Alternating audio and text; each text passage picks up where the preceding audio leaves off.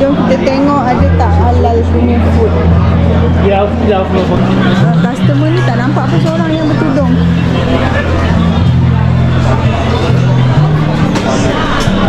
Okay, tak jumpa halal food.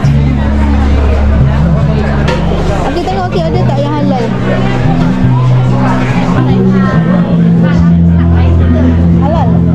Oh, dia cakap halal tapi tak ada tanda halal. Diorang ni nampak Melayu otomatik cakap halal. Halo, haram. Haram? Ya, haram nopo. Oh.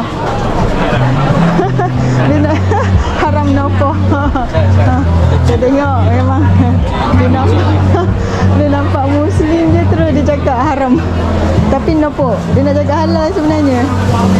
Oh, ni halal satu je. Satu tempat je halal. Tempat cheese. Kesimpulannya haram.